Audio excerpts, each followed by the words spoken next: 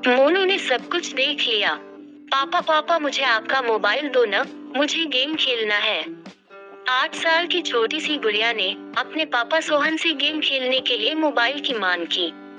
सोहन ने कहा, नहीं बेटा अभी काम है, मुझे बाद में दूंगा। गुड़िया ने जिद करते हुए कहा, नहीं पापा दो ना, मैं तुरंत गेम खेलकर दे दूंगी। सोहन ने फिर से कहा, नहीं बेटा मैंने कहा ना, मुझे अभी काम है, मैं बाद में दूंगा। रोती हुई गुड़िया अपने माँ के पास गई और कहा, देखो ना माँ, पापा मुझे मोबाइल नहीं दे रहे हैं। वो कुछ काम भी नहीं कर रहे हैं और मुझे दे भी नहीं रहे हैं।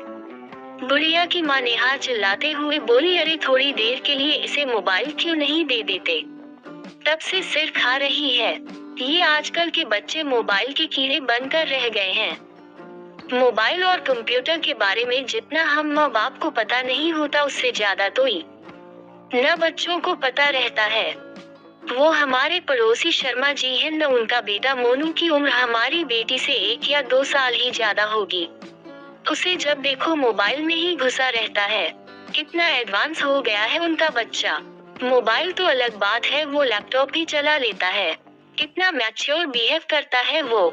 लगता है हम किसी बड़े लड़के से बात कर रहे हों। बात विचार में अपने माता पिता की तरह ही स्टाइल मेंटेन करता है वो छोटा सा बच्चा। उसके माँ बाप भी तो कितने फ्रैंक रहते हैं, सबके साथ साथ बैठकर टीवी देखना, मूवी देखना सब करते हैं। कितने सारे गेम लाकर रख दिया है उसके पिता ने उसके लिए। पूरे घर में गेम की सीडी बिखरी पड़ी रहती है। ऊपर से मोनू इतना स्मार्ट है कि वह खुद से ही इंटरनेट से गेम डाउनलोड कर लेता है। उनके बेटे को कभी रोते नहीं देखा। दूसरी तरफ हमारी बेटी को देखो, बात बात पर रोती रहती है। हर समय मोबाइल की रट लगाए रहती है। एक आप हो कि उसे तो मोबाइल देते ही नहीं। सोहन ने कुछ सोचते हुए कहा, वो सब तो ठीक है, उसके गेम खेलने के लिए एक अलग से मोबाइल दे दूंगा, लेकिन इस तरह वो ज्यादा मोबाइल यूज करेगी तो उसके आंख पर बुरा असर हो सकता है। उद्धरण चिन्ह। नेहा कुछ नहीं बोली तो सोहन ने कहा, मैं अभी किसी काम से बाहर जा रहा हूँ, लगभग 10 मिनट में आ जाऊंगा, फिर हम लोग सब मिलकर कहीं घूमने चलते हैं। नेहा ने कहा, ठीक है, तब तक मैं उसे तैयार भी कर दूंगी। सोहन भी हाँ में रजामंदी देकर घर से बाहर चला गया, लेकिन 10 बजे का गया सोहन 11 बजने तक भी वापस नहीं आया। इस बीच नेहा ने उसे फोन लगाने की कोशिश भी की, लेकिन उसका फोन हर समय व्यस्त ही बता रहा था। नेहा को सोहन की चिंता होने लगी कि आखिर क्या बात है जो अभी तक सोहन आया नहीं। लगातार कोशिश के बाद आखिरकार एक बार सोहन का फोन लग ही गया। फोन लगते ही नेहा बोल उठी, क्या हुआ? 10 मिनट का बोल गए, 1 घंटे से ऊपर हो गया, तुम्हारा तो कुछ पता ही नहीं। सोहन ने बताया, आज के घूमने का प्रोग्राम कैंसिल कर दो।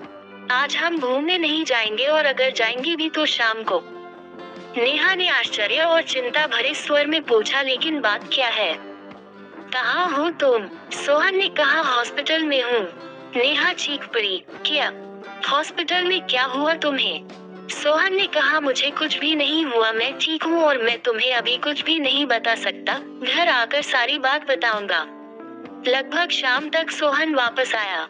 आते ही नेहा ने सवालों की झड़ी लगा दी, तुमने तो कहा था शाम को घूमने चलेंगे, ये टाइम भी निकल गया। अब गुड़िया को कैसे समझाऊं, सुबह से सज धज कर तैयार बैठी है कि कब पापा आएंगे और वह हम सबके साथ घूमने जाएगी। सोहन ने कहा, उसे किसी तरह समझा बुझाकर खिला पिलाकर सुला दो, मुझे तुमसे कुछ जरूरी बात करनी है। नेहा ने ऐसा ही किया।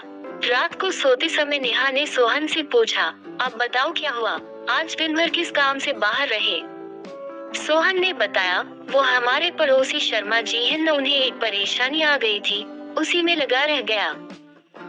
मैं आज सुबह जैसे ही घर से निकला तो बाहर देखा, पार्किंग एरिया में कुछ लोग झुंड बनाकर खड़े थे। पास जाकर देखा तो मोनू, वो 9 साल का छोटा सा बच्चा, अपने साथ खेल रही बच्ची नित्या के साथ गलत हरकत करने की कोशिश कर रहा था। लोग उसकी अश्लील हरकतों को देख हंस हंस कर बातें कर रहे थे। देखो आजकल के बच्चों को कैसे हैं इनके माँ बाप, जिनके बच्चे ऐसी गंदी हरकतें कर रहे हैं। बच्चों को देखते ही समझ में आ जाता है कैसी परवरिश दे रहे हैं इनके माँ बाप। भीड़ जमा देख शर्मा जी भी दौड़े आए तो अपने बेटे को उस अवस्था में देखकर बहुत लज्जित था। वहाँ खड़े सभी लोगों ने उनकी बहुत बेइज्जती की। शर्मा जी ने तो गुस्से में आकर अपने बेटे पर हाथ ही उठा दिया था, लेकिन मैंने उन्हें रोक दिया और मोनू को साथ में लेकर शर्मा जी का हाथ पकड़कर अपनी गाड़ी में बैठाकर एक पार्क में ले गया। वहाँ मैंने उनका गुस्सा शांत किया। मैंने उनसे पूछा, क्या मोनू किसी बुरी संगत में है जो इसे गंदी बातें सिखा रहा हो? शर्मा जी ने कहा, नहीं, ऐसी कोई बात नहीं है। फिर मैंने कहा, हो न हो इस बच्चे के मन में कैसे भी इस तरह की भावनाएं घर कर गई है।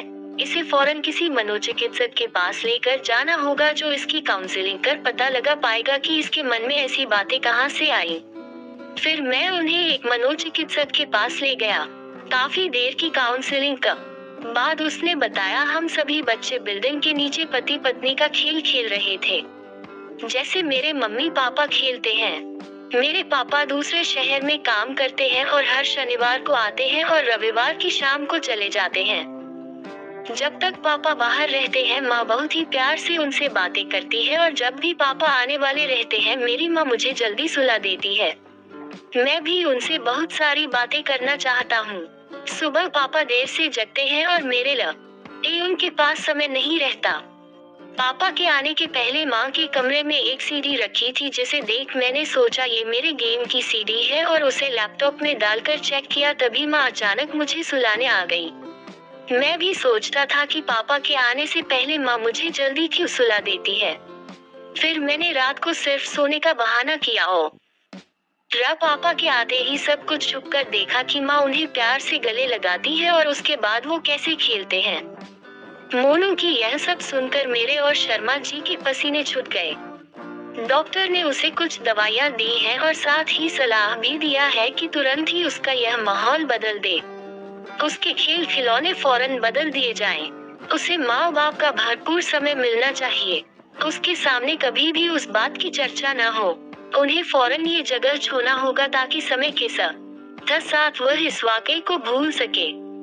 डॉक्टर ने बताया, हम लोग बच्चों को अपने बीच की बाधा समझते हैं और किसी न किसी तरह उसे मोबाइल, लैपटॉप और इंटरनेट मुहैया कराकर उसे व्यस्त कर देते हैं ताकि हम अपना काम बिना किसी डिस्टर्बेंस के कर सकें। आजकल इंटरनेट पर बिना सर्च किए भी कुछ अश्लील तस्वीरें और बातें दिख जाते हैं जो बच्चों के कोमल मन पर बहुत बुरा असर छोड़ते हैं और आगे चलकर वो हमारे हाथ से बाहर हो जाते हैं। नेहा ये सब सुनकर स्तब्ध रह गई थी।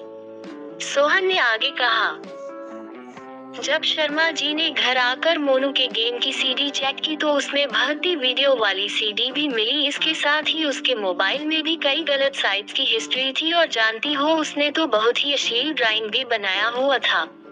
ये सब सुनकर नेहा कांप उठी। उसने झट से कहा, सुनो जी, हम अपनी बेटी को अलग से मोबाइल नहीं देंगे और कभी देंगे भी तो अपनी निगरानी में प्रयोग करने को कहेंगे। हम अपनी बेटी के साथ ढेर सारा समय बिताएंगे और हर सही गलत बात के लिए उसका उचित मार्गदर्शन भी करेंगे। सोहन ने भी सहमति में सिर हिला दिया। दोस्तों, अपने बच्चों के साथ प्यार भरा रिश्ता बनाकर उन्हें सही गलत की शिक्षा देनी चाहिए और सबसे महत्वपूर्ण बात कि उनके साथ ढेर सारा वक्त बिताना चाहिए, क्योंकि माता पिता होना एक बहुत बड़ी जिम्मेदारी होती है और परवरिश कोई खेल की बात नहीं होती है। क्या आप इस बात से सहमत हैं? कमेंट करके हमें जरूर बताएं। धन्यवाद। आपको ये कहानी कैसी लगी नीचे कमेंट करके हमें जरूर बताइएगा।